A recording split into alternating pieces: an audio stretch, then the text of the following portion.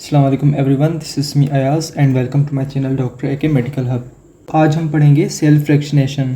अच्छा, ये टॉपिक शुरू करने से पहले थोड़ी बहुत सेल की केमिकल कंपोजिशन को डिस्कस करते हैं कि जो सेल है वो प्रोटोप्लाज्म का बना हुआ है। ठीक है, it is made up of protoplasm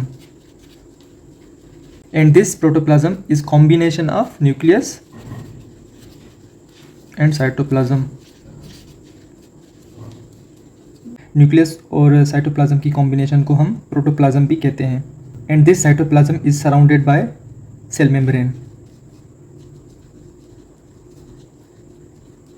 okay, तो सेल जो है वो लिविंग मटेरियल प्रोटोप्लाज्म का बना हुआ है और protoplasm it is combination of nucleus and cytoplasm, और साइटोप्लाज्म जो है वो सराउंडेड होती है सेल मेम्ब्रेन से। Cell fractionation means to determine chemical composition of cell. तो जो सेल फ्रैक्शनेशन है उसमें सेल की केमिकल कंपोजिशन को डिटरमाइन किया जाता है, और ये सेल फ्रैक्शनेशन 2 स्टेप्स में होती है। कितने स्टेप्स में होती है? 2 स्टेप्स में। फर्स्ट स्टेप जो है वो होमोजेनाइजेशन कहलाता है एंड जो सेकंड स्टेप है वो सेंट्रीफ्यूगेशन कहलाता है। Centrifugation. Okay, cell fractionation 2 steps में होती है। फर्स्ट स्टेप को जो है होमोजेनाइजेशन कहते हैं एंड सेकंड स्टेप को सेंट्रीफ्यूगेशन कहते हैं।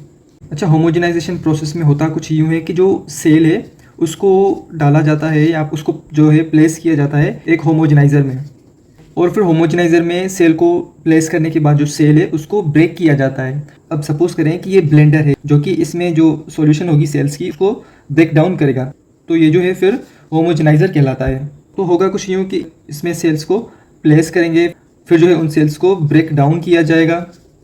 होमोजेनाइजेशन में सेल वाल और सेल मेम्ब्रेन, जिसको प्लाज्मा मेम्ब्रेन भी कहते हैं, ये दो जो है डिस्ट्रॉय होंगे इस होमोजेनाइजेशन प्रोसेस में, और उसके बाद फिर जो यहाँ पर सॉल्यूशन बच जाएगी होमोजेनाइज्ड सेल्स की वो फिर होमोजेनेट कहलाएगी। ठीक है, वो सॉल्यूशन फिर होमोजेनेट कहलाएगी। सेकंड स्टेप जो कि सेंट्रीफ्यूगेशन है, इस सेंट्रीफ्यूगेशन के स्टेप में पार्टिकल्स जिनकी डिफरेंट डेंसिटीज़ है उनको सेपरेट किया जाता है बाय सेंट्रीफ्यूज मशीन। अच्छा, आप देखें ये जो है ट्यूब्स है और इनमें जो है सॉल्यूशन मौजूद है, कौन सी? होमोजेनेट सॉल्यूशन, और ये जो है सेंट्रीफ्यूज मशीन कहलाती है। अब होगा कुछ यूँ कि ये जो सेंट्रीफ्यूज मशीन है ये रोटेट करेगी हाई स्पीड से, जो है ये रोटेट करेगी यूँ। अब ये रोटेट क्यों करेगी? इसके रोटेट करने का क्या मकसद है? लिक्विड को सेपरेट करेगी सॉलिड से। ठीक है, और इसकी रोटेशन से जो है जो पार्टिकल्स हैं जिनकी डेंसिटीज़ डिफरेंट है एक दूसरे से, वो जो है सेपरेट हो जाएंगे फिर। ओके, अगर ये सेंट्रीफ्यूज मशीन लो स्पीड से रोटेट करेगी तो क्या होगा? जब ये सेंट्रीफ्यूज मशीन लो स्पीड से रोटेट करेगी तो जो लार्ज पार्टिकल्स हैं, लार्ज पार्टिकल्स जैसे कि न्यूक्लियस, वो जो है सेटल डाउन होंगे सेडिमेंट में। ठीक है, they will settle down in sediment. और अगर ये सेंट्रीफ्यूज मशीन हाई स्पीड से रोटेट करेगी तो क्या होगा? अच्छा, जब ये सेंट्रीफ्यूज मशीन हाई स्पीड से रोटेट करेगी जो स्मॉल पार्टिकल्स हैं वो सेपरेट आउट होंगे। ठीक है, स्मॉल पार्टिकल्स।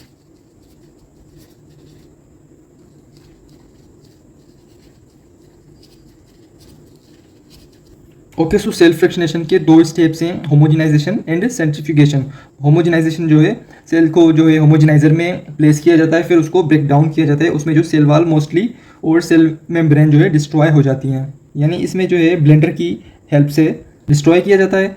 और सेंट्रीफ्यूगेशन में जो है सेंट्रीफ्यूज मशीन की हेल्प से जो है सेपरेट किया जाता है डिफरेंट पार्टिकल्स को जिनकी जो है डेंसिटीज़ एक दूसरे से डिफरेंट है। ओके, अगर ये सेंट्रीफ्यूज मशीन लो स्पीड से रोटेट करेगी तो लार्ज पार्टिकल्स हैं जैसे कि न्यूक्लियस वो सेडिमेंट में सेटल डाउन होंगे। अगर ये सेंट्रीफ्यूज मशीन हाई स्पीड से रोटेट करेगी जो स्मॉल पार्टिकल्स हैं वो सेपरेट हो जाएंगे फिर। ठीक है, सेल फ्रैक्शनेशन में जो है सबसे पहले टिश्यू सेल्स को होमोजेनाइजर में डाला जाता है। होमोजेनाइजर में जो है टिश्यू सेल्स को ब्रेक डाउन किया जाता है। इसमें मोस्टली जो है सेल वाल और सेल मेम्ब्रेन्स ब्रेक होती हैं। ठीक है, तो इसके बाद जो सॉल्यूशन बचती है उस सॉल्यूशन में जो है सेल वाल और सेल मेम्ब्रेन जो है मौजूद नहीं होती। फिर होमोजेनाइजेशन प्रोसेस के बाद जो है सेंट्रीफ्यूगेशन प्रोसेस होता है, यानी कि एक सेंट्रीफ्यूज मशीन में इस सॉल्यूशन को, जिसको होमोजेनेट भी कहते हैं, इसको डाला जाता है और जो है सेंट्रीफ्यूज मशीन को रोटेट किया जाता है एट हाई स्पीड। जो ये सेंट्रीफ्यूज मशीन है ये जो है सेंट्रीफ्यूगेशन फोर्स अप्लाई करती है। अब सेंट्रीफ्यूगेशन फोर्स क्या करता है? सेंट्रीफ्यूगेशन फोर्स जो है वो सेपरेट करता है पार्टिकल्स को जिनकी डेंसिटीज़ एक दूसरे से डिफरेंट हों। यूँ के लिए कि ये जो सेंट्रीफ्यूज मशीन है वो सेपरेट करती है लिक्विड को फ्रॉम सॉलिड। ओके, अब लिक्विड में जो है अलग डेंसिटी के पार्टिकल्स मौजूद होंगे और सॉलिड में अलग डेंसिटी के पार्टिकल्स मौजूद होंगे। तो ये सारा प्रोसेस था सेल फ्रैक्शनेशन का। सेल फ्रैक्शनेशन में जो है सेल की कंपोजिशन को डिटरमाइन किया जाता है। ओके, यूकैरियोट्स और प्रोकैरियोट्स में क्या डिफरेंस है अब ये भी देख लेते हैं। अच्छा, यूकैरियोट्स वो हैं जिनके पास ट्रू न्यूक्लियस होता है, they have true nucleus. True nucleus यानी कि इनके पास जो है कंप्लीट न्यूक्लियस मौजूद होगा। कंप्लीट न्यूक्लियस, ठीक है। कंप्लीट कैसे कि न्यूक्लियस के अराउंड जो है न्यूक्लियर मेम्ब्रेन मौजूद होगी। ओके, ये जो है न्यूक्लियस है और इसके जो ये ऊपर है ये न्यूक्लियर मेम्ब्रेन है। और प्रोकैरियोट्स के पास जो है न्यूक्लियर मेम्ब्रेन मौजूद नहीं होती, इसलिए जो इनका न्यूक्लियस होता है वो डिफ्यूज फॉर्म में होता है। Prokaryotes do not have membrane bound nucleus, यानी इनके पास जो न्यूक्लियर मेम्ब्रेन है वो मौजूद नहीं होती। ओके, इसीलिए इनका जो न्यूक्लियस है वो डिफ्यूज्ड फॉर्म में होता है और कहलाता है न्यूक्लियोइड। न्यूक्लियोइड जो है ये कॉइल्ड और कंसंट्रेटेड होता है एक स्पेसिफिक रीजन में। ओके, अच्छा, यूकैरियोट्स के पास जो है क्रोमोसोम्स मौजूद होते हैं, दे कंटेन। और यूकैरियोट्स के पास जो है मेम्ब्रेन बाउंड ऑर्गेनेल्स भी होते हैं, like mitochondria, Golgi apparatus and lysosome,